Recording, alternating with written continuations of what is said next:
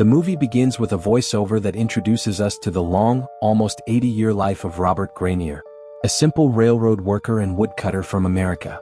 The narrator explains that Robert didn't even know his exact birth date or how his parents had died. For him, life truly began when at the age of 6 or 7, he was sent to a place called Fry, Idaho, where a family adopted him. Even as a child, Robert saw terrible cruelty. He witnessed more than 100 Chinese families being forced out of town. As he grew older and reached his teenage years, he stopped going to school and spent almost 20 years wandering without direction. He had no goal and nothing he really cared about, but one day his life changed completely. Outside a church, he met a woman named Gladys. That meeting gave his life a sense of purpose for the very first time. Gladys had approached him simply because she had never seen him in church before. From then on, Robert started attending church just to see her. In the next 3 months, the two became very close and eventually got married. They built a small dream home beside a river. With a few chickens and their peaceful little house, they lived a simple, happy life together. But Robert's job of laying railroad tracks kept him away from home for many months. He worked with men who came from places he had never even heard of. Even though they were all very different, a strange bond formed between them. Slowly they became like a temporary family for Robert. In 1917, while Robert and his team were building the Robinson Bridge, something terrible happened. A group of men suddenly arrived and grabbed one of the Chinese workers. Scared and confused, Robert asked what the man had done and even tried to stop them. But the attackers ignored him and threw the Chinese worker off the bridge right in front of Robert. When the bridge was finally completed, a train crossed it for the first time as a celebration. All the workers cheered loudly, but Robert did not feel happy at all. He could only think about the man he couldn't save. As soon as the project ended, Robert went home after many months. Gladys was overjoyed to see him, and she showed him how much their daughter Katie had grown. Robert's face clearly showed the relief and happiness of finally being home. That night they prepared a special dinner to celebrate his return. They talked, laughed, and spent quiet, loving moments together. Every minute with Katie brought Robert a sense of peace he could only feel when he was with his family. But Robert's life was not easy. To take care of his family, he had to leave home every time a new logging season started. From the outside he looked tough, but deep inside these repeated separations slowly broke him.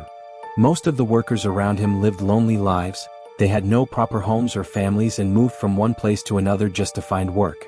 Robert himself didn't talk much, but there was one man in his group named Sam. Sam talked about only one thing, the Bible.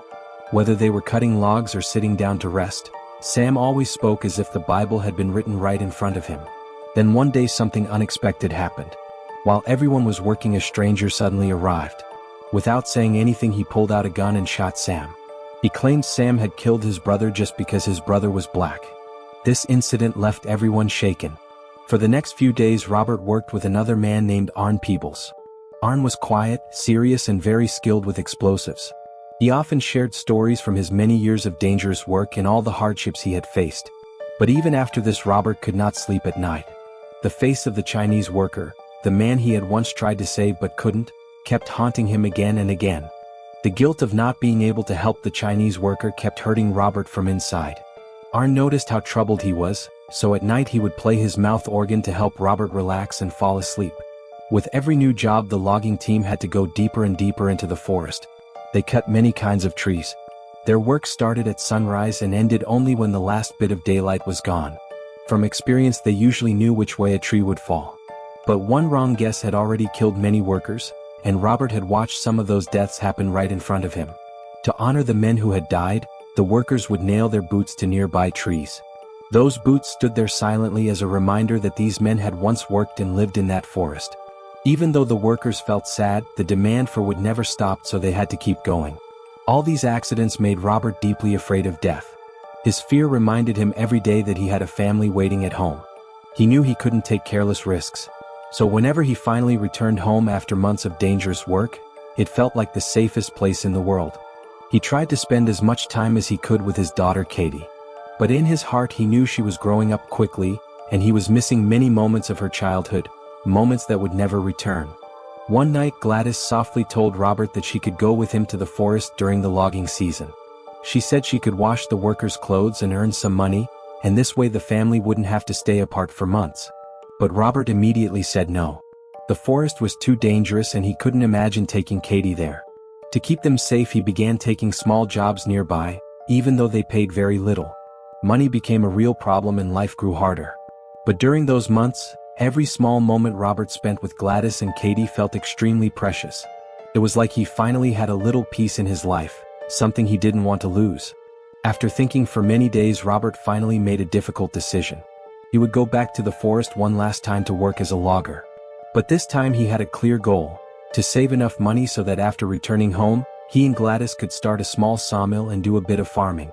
This had always been Gladys's dream, to have their own work close to home so Robert wouldn't have to leave again and again. And for the first time, Robert wasn't working just to survive. He was working to build a future where he could stay with his family forever. But then in the middle of this hope and planning, a terrible accident happened in the forest. During work, a thick tree branch suddenly broke and fell on his friend Arn. His injuries were so serious that he drifted in and out of consciousness for a few days, and then he passed away. Arnie's death shocked the whole team. But for Robert, the pain was much deeper. Arn wasn't just a co-worker, he was the only person who understood Robert's quiet nature, someone who played the mouth organ at night to help him sleep. Losing him felt like losing a part of himself. In moments like this, Robert felt that the forest didn't only cut down trees, slowly it took people's lives too. When the logging season finally ended, Robert took a train home. He was tired and old painful memories began to trouble him again. But suddenly a loud sound woke him from his thoughts. Looking out the window, he saw huge clouds of black smoke rising into the sky. Frightened, he jumped off the train as soon as it reached his station. Everything was in chaos. People were running, shouting, and trying to escape. Breathless, Robert asked whoever he met, "Have you seen my wife? My little girl?" But no one could stop to answer him.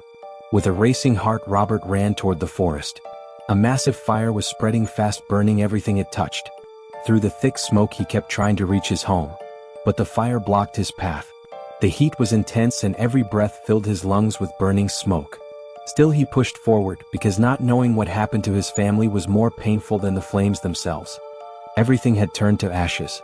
Robert sat in the ruins of his burnt home, holding the few small belongings that were left from his family's life. For the next 2 weeks he walked from village to village, hoping that someone had seen Gladys and little Katie. But no matter where he searched, he found nothing. Tired and heartbroken, Robert finally returned to the place where he had last been with them, the blackened remains of his home. A small hope still lived inside him. He kept telling himself that maybe one day they would come back. Day and night he remembered every moment he had spent with his family. Deep inside, he felt as if all this tragedy was some kind of punishment for not being able to save the Chinese man who had been thrown off the bridge. During this difficult time, Jack, the shopkeeper from a nearby village and an old acquaintance, visited often. He brought Robert food and stayed with him for a while so he wouldn't feel completely alone. One day Robert finally broke down. With tears streaming down his face, he told Jack that maybe Gladys and Katie were never coming back. It was the first time Robert allowed himself to truly cry. Still holding on to the small hope he had left, Robert started building a small hut on the same land, so that if his family ever returned they would have a home waiting for them. One day Robert found a little dog inside his partly built hut. She had come there with her tiny puppies to take shelter. Without thinking twice, Robert welcomed them. He cared for them, fed them, and slowly they became his new family. Their presence brought a soft warmth into his lonely life. Jack also remained by his side, becoming someone who shared Robert's grief and helped him move forward step by step. With Jack's help, Robert slowly built a small cabin on the same spot where his old home once stood. After waiting many years for Gladys and Katie to return, he went back to work as a woodcutter. But he was no longer as strong as he used to be. His young co-workers only saw him as an old, slow, and weak man. To them, Robert was not a person anymore, just an aging worker who could not keep up. So he returned to his small, quiet home. His wife and daughter were gone, but his dog welcomed him with happy jumps and a wagging tail. Robert started taking small jobs in the village, and gradually he saved enough money to buy 2 horses and a wagon. With them he began transporting goods and giving rides to people. During this time he met Claire, a calm and thoughtful woman who worked at the fire tower. When she learned about the loss of Robert's wife and daughter, she told him something that touched his heart. Claire said that even if he sometimes felt his life was empty, he was part of something bigger. He carried goodness inside him, goodness for people and even for the helpless animals he had taken in. One night Robert thought that his daughter Katie had finally come back. He found a young injured girl outside his home. He knew surviving the terrible wildfire would have been almost impossible for Katie. But his heart told him that this girl was his Katie. Gently he brought her inside the house. Robert took care of the girl. He healed her broken leg, cleaned her wounds, and as he looked after her, memories of Katie's childhood came back. It felt as if fate had returned his daughter to him once more. But the next morning the girl was gone. Robert didn't know if she had been real or just a vision in his mind. He thought maybe it was his mind giving him one last chance to care for his daughter. For many days he searched the forest for her but found nothing. Still he didn't give up hope. Every night he left a little food at his door in case she ever returned. Years went by and the girl never came back. In the final years of his life, Robert started taking the train to the nearby city of Spokane. He watched the fast-changing world. One day through a shop window he saw an astronaut on television orbiting the Earth. In the same place he saw his own reflection in the mirror. He realized he had begun to understand his life, though it had already passed him by. Once flying in a biplane he saw the world from the sky for the first time.